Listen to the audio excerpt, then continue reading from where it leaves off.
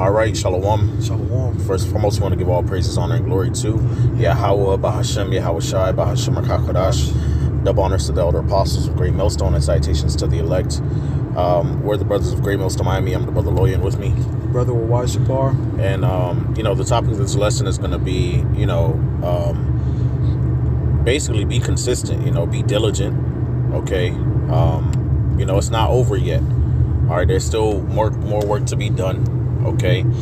All right. We're in the end. Okay. We're in the last days, but we're not at the end or the finish line. All right. Even though it's within view, we see the prophecies coming to pass. All right. We see, the things that we've spoken about for years, from our apostles and elders on down actually happen, before our eyes. All right. There's still more to come. Okay. All right. And with that, we still have to remain diligent. We still have to remain consistent. All right. We can't get complacent, as much as what we might see, these other groups going off on this or going off on that. We got to make sure even the more that we're on point as much as we possibly can be. Okay. All right. So, just pushing that vibration out, man, still keep holding on, man. Keep doing the work, keep enduring, keep being a brother, keep, studying, keep going to class, keep reading, keep doing the same things that you've been doing. All right. Because the Lord is looking for that consistency. All right. He's looking for that faithfulness. All right. So, with that, I'm going to start here with 1 Timothy chapter 4 and verse 13. It says, "Till I come, give attendance to reading, to exhortation, to doctrine. Neglect not the gift that is in thee, which was given thee by prophecy, with the laying on of the hands of the presbytery." Okay, meditate upon these things, give thyself wholly to them, that thy profiting may appear unto all. Okay, so hey, look, man, the scriptures say, hey, man, we got to be attentive upon our reading, meditating, okay, exhorting one another, okay, taking heed to the doctrine, making sure that, we always revisit, the basics, the breakdowns, periodically certain fundamental things, so that we don't lose those things, man. So we don't become dull in our understanding. Okay. All right. Because the more and more we continue in these things, the more and more they become part of our spirit. Okay. The scriptures talk about, striving for the masteries. Okay. All right. And scriptures say, like it says right here, it says, meditate upon these things, give thyself wholly unto them, that thy profiting may appear unto all. So in order to profit, in this ministry spiritually, because that's what we're looking for to profit in, is spiritually. Okay. We have to lay our treasures in heaven, which means doing the work, which means studying consistently, being a brother, making sacrifices. Okay. All right. All these things, we have to consistently do them. All right, so that we can lay up our treasures in heaven and profit when the Lord comes back. When it's time for the Lord to dish out judgments, okay, we can miss the judgments of the wicked. We can miss the judgments of the lukewarm and of the cold, those that don't fear Yahweh Shem Yahweh Shai, and we can get the judgments of mercy. Okay, a famine is coming, death is coming, plague is coming, EMPs, blackouts. These things are serious judgments the Lord is getting ready to bring. Okay, warfare. Okay, so we want to remain in the covering of Yahweh Shem Yahweh Shai, all right, and that we may profit, in this ministry. Okay, hey, that means that we got to consistently stay upon the things that the Lord has called us to stay upon. Okay, all right, it says meditate upon these things, man. All right, the scriptures say what? He that giveth, matter of fact, it says, blessed is the man that walketh not in the counsel of the ungodly, nor standeth in the way of sinners, nor sitteth in the seat of the scornful. But his delight is in the law of the Lord, and on it doth he meditate day and night. And he shall be as a tree planted by rivers of water. Okay. And whatsoever he doeth shall prosper, man. So in order for us to prosper, okay, which the true prosperity is not just gaining knowledge, wisdom, and understanding and like an information grab. Okay. But the true prospering is being delivered, man. Receiving mercy from Yahweh Shem Yahweh Shai, being saved. Okay. That's the true prosper. And in order to do that, we have to, again, cleave unto the things that Yahweh Shem Yahweh Shai has given upon us. We have to meditate upon the kingdom. We have to meditate upon the things that the Lord has commanded us to do, and the importance of it. Okay. You had any precepts you wanted to bring out? Whatsoever you do with your heart. Okay. That's Ecclesiastes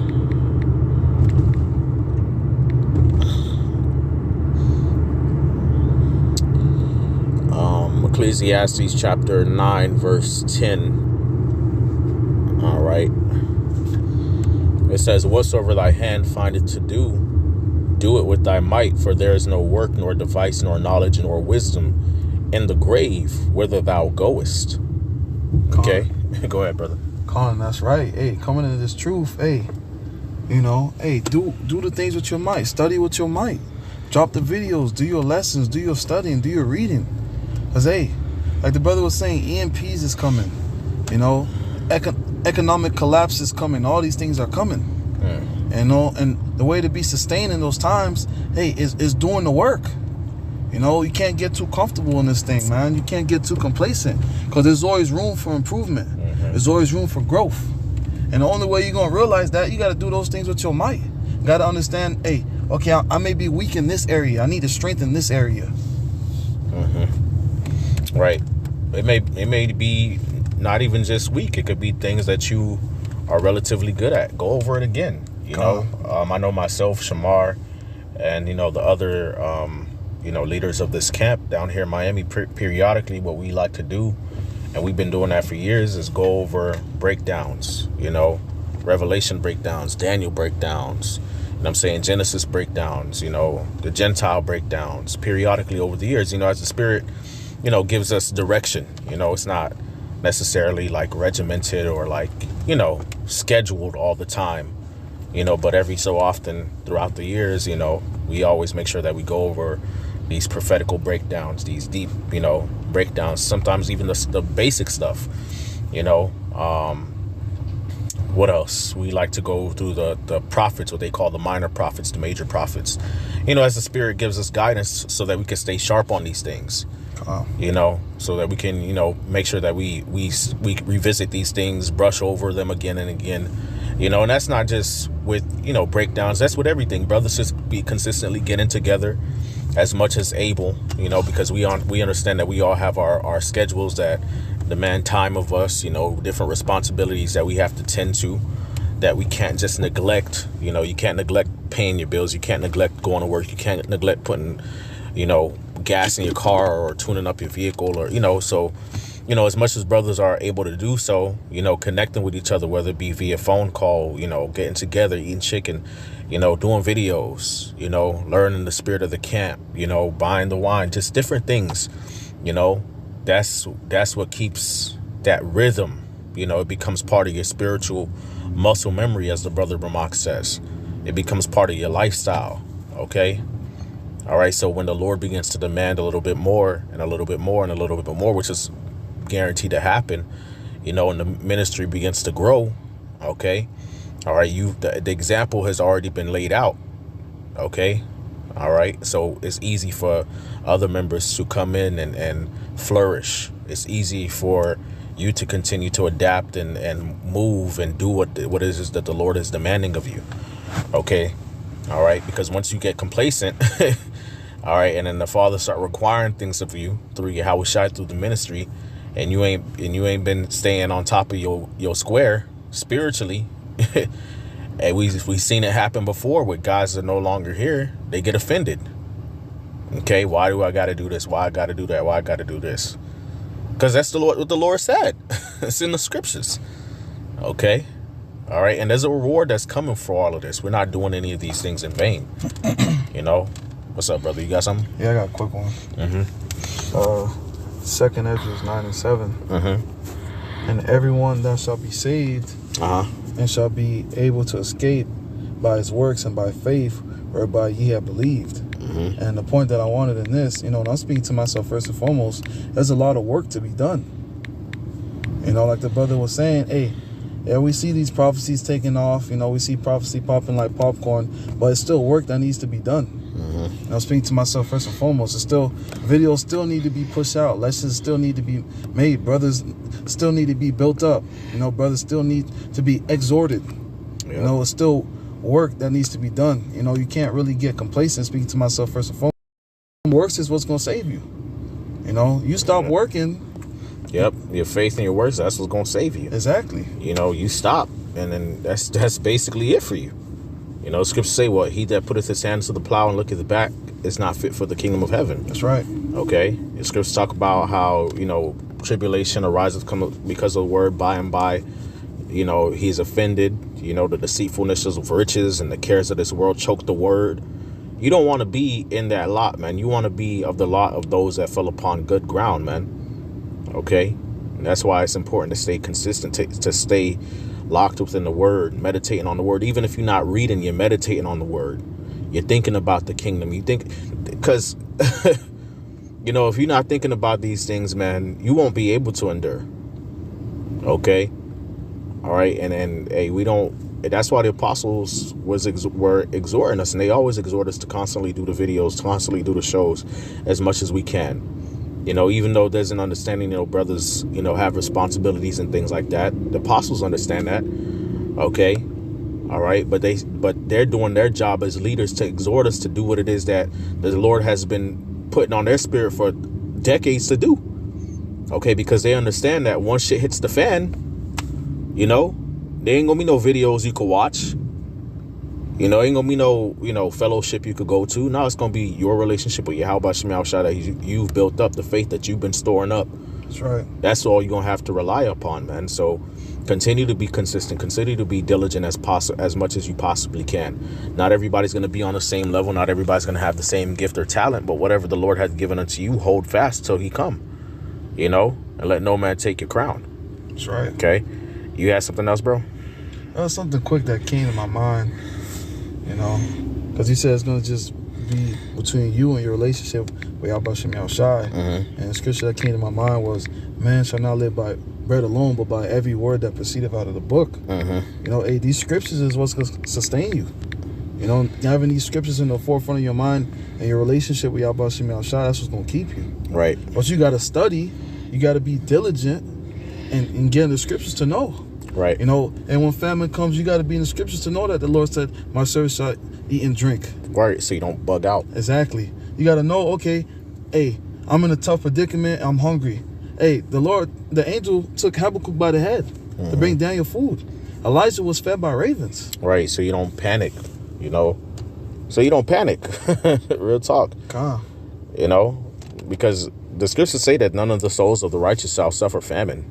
That's right. In the scriptures, man. So when these things begin to happen, we should already know through the Spirit, all right, the Lord is not going to let us starve because we've been serving him. That's right. Okay. So we don't have nothing to worry about. We don't have to go running into the store, looting the store. We don't have to, bust into the neighbor crib. We ain't got to take carnal drastic measures because the Lord said he got us already, man. All right, this is Revelation chapter 3, verse 10. It says, because thou hast kept the word of my patience, I also will keep thee from the hour of temptation, which shall come upon all the world to try them that dwell upon the earth. Behold, I come quickly. Hold that fast which thou hast, that no man take thy crown. So the Lord has called us and commanded us to keep the word of his patience. All right, to continue to attend upon the word, to persevere. Okay. All right. And if we continue in that command faithfully, the Lord is going to keep us in the hour of temptation, man. That's right. Okay, so again, that's part of, why it's important to be consistent. Okay, all right, so that we can be kept. That's why it's important to hold fast what you have. Okay, so you don't lose your opportunity for salvation. That's right. Okay. And again, man, the Lord is raising up. The Lord is raising up his house, man. Okay. All right. This is Luke chapter 10, verse 2. It says, therefore said he unto them, the harvest truly is great, but the laborers are few. Pray ye therefore the Lord of the harvest that he would send forth laborers into his harvest. Okay. So what is the harvest? The harvest is talking about the members of the elect that are slated for salvation. Okay. All right. And the laborers are the ones that the Lord sent out, who are also part of the elect, to go into the field and sow the word, to go out there and preach, to go do the work. Okay. All right. And it's a few. Okay. All right. There aren't many that are set up with the unction to be leaders of a church, to be, pastors, to be heads of camps, to be bishops, to be teachers out there on the highways and byways. It's really more believers than there are teachers. Okay. All right, which we understand the Lord is going to send more laborers into his harvest, but it's still a big harvest that's going to be done. All right, still a large work that needs to be done, man. Okay, so we have to be attentive upon these things, man. All right, to answer the call that the Lord has given us. Okay, all right, because the work is not done yet. That's right. Okay, you got something else, brother? I had something real quick, because he was talking about the harvest and the laborers. And he was talking about how the Lord, chose, men of the elect to reel in the elect. This is the book of Matthew, chapter 4, verse, I'll read 18, but the point's on 19. And Yahushua, walking by the sea of Galilee, saw two brethren,